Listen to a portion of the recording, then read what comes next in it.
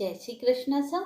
आप सभी का आपके अपने चैनल आरजे भक्ति जोन पर स्वागत है। धन सुख और समृद्धि की अधिष्ठात्री देवी महालक्ष्मी की कृपा जिस घर पर होती है वहां कभी दरिद्रता नहीं आती। भाद्रपद शुक्ल पक्ष से शुरू होकर 16 दिन तक चलने वाला यह व्रत माता लक्ष्मी की कृपा पाने का सर्वोत्तम साधन माना गया है। आज हम आपके लिए लेकर आए हैं महालक्ष्मी व्रत की पावन कथा, जिसे सुनने मात्र से ही लक्ष्मी जी की अनुकंपा प्राप्त होती है। महालक्ष्मी व्रत पूजन व कथा। यह पूजन भाद्रपद की शुक्ल अष्टमी से आरंभ होकर अश्विन की कृष्णा अष्टमी तक चलता है। स्त्रियां कच्चे सूत के गंडे बनवाती है। इसमें 16 धागे होते हैं, जिसमें 16 गांठें होती हैं। लक्ष्मी जी की मूर्ति को स्नान कराकर नए वस्त्र पहनाए जाते हैं। वे लक्ष्मी जी को भोग लगाकर और आचमन कराकर पुष्प, दीप, चंदन आदि से आरती की जाती है। प्रसाद को आरती के बाद वितरित किया जाता है। रात्रि को चंद्रमा निकलने पर उसे अर्घ देकर भोजन किया जाता है। इस व्रत को करने से धन धान्य की वृद्धि होती है और सुख संपत्ति आती है।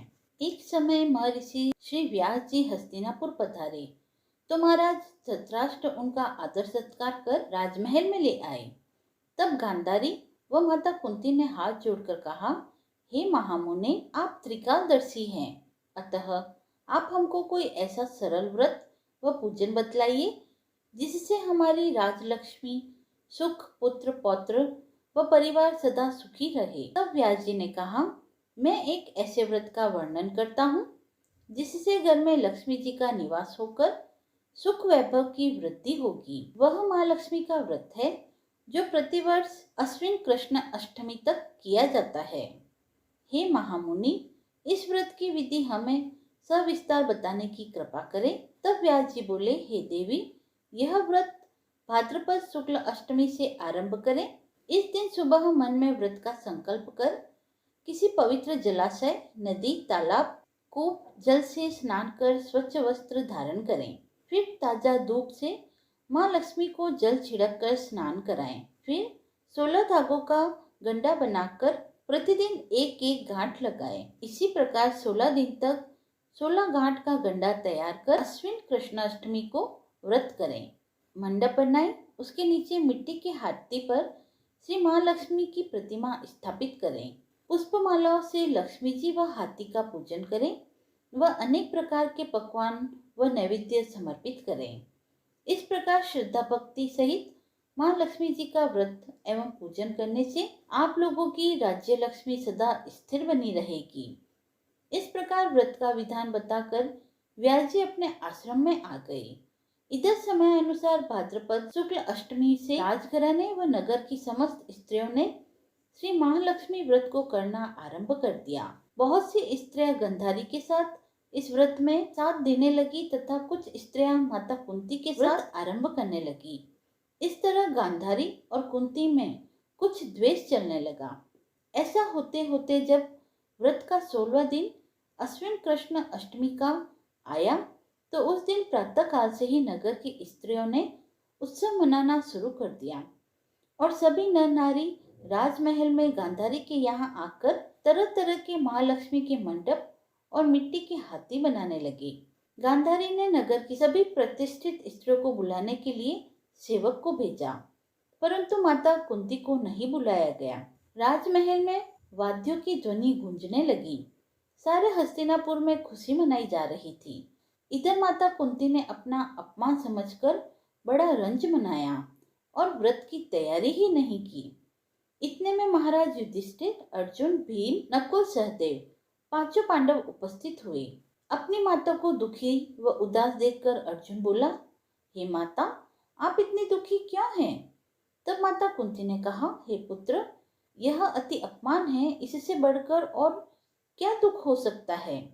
आज हमारे नगर में श्री महालक्ष्मी व्रत का उत्सव मनाया जा रहा है और उस उत्सव में राजरानी गांधारी ने समस्त नगर की स्त्रियों को सम्मान सहित बुलाया, परंतु द्वेष के कारण मुझे अपमानित करने के लिए उत्सव में नहीं बुलाया। अर्जुन ने कहा, हे माता, क्या यह पूजा सिर्फ दुर्योधन के महल में ही हो सकती है या उसे आप अपने घर में भी कर सकती है? परंतु वह साज सामान इतनी जल्दी तैयार नहीं हो सकता, क्योंकि गांधारी के पुत्रों ने एक विशाल मिट्टी का हाथी तैयार करके पूजन के लिए सजाया है। वह सब तुमसे नहीं बन सकेगा। उस उत्सव की तैयारी आज सुबह से ही हो रही है। अर्जुन बोले, हे माता, आप पूजन की तैयारी कर सारे नगर को बुलावा लगवाइए। मैं आपको पूजन के लिए इंद्रलोक से इंद्र के ऐरावत हाथी को बुलाकर आपके पूजन के लिए उपस्थित किए देता हूँ। आप अपनी तैयारी प्रारंभ करें। इधर माता कुंती ने भी सारे नगर में पूजा का ढिंढोरा पिटवा दिया और पूजा की विशाल तैयारी होने लगी। तब अर्जुन ने इंद्रदेव को ऐरावत भेजने के लिए पत्र लिखा और एक दिव्य बाण से बांधकर उसे धनुष पर रखकर देवलोक की सभा में भेज दिया। इंद्रदेव ने बाण से पत्र खोलकर पढ़ा तो सारथी को तुरंत आज्ञा दी कि ऐरावत को पूर्ण रूप से सजाकर तुरंत बाण के साथ हस्तिनापुर में उतार दो। तब महावत ने तरह तरह के साज सामान से ऐरावत को सजवाया और बाण मार्ग से हस्तिनापुर को चला। इधर सारे नगर में शोर मच गया कि कुंती के घर इंद्र का ऐरावत हाथी स्वर्ग से पृथ्वी पर उतरकर पूजा जाएगा। इस समाचार को सुन नगर के सभी नर नारी, बालक, वृद्ध सभी की भीड़ एकत्र हो गई। गांधारी के महल में भी हलचल मच गई। नगर की स्त्रियां पूजन थाली लेकर माता कुंती के भवन की ओर दौड़ने लगी।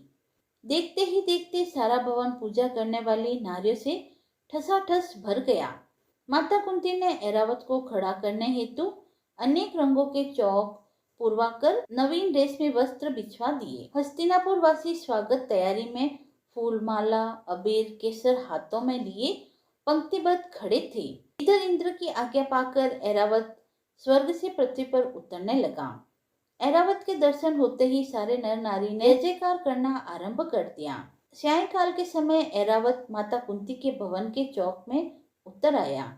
तब सब नर नारियों ने पुष्प, माला, अबीर, केसर आदि चढ़ाकर उनका स्वागत किया। पुरोहितों द्वारा ऐरावत पर मां लक्ष्मी की मूर्ति स्थापित करके वेद मंत्रों द्वारा पूजन किया गया। नगर वासियों ने भी लक्ष्मी पूजन करके ऐरावत की पूजा की। अनेक प्रकार के पकवान लेकर ऐरावत को खिलाए गए।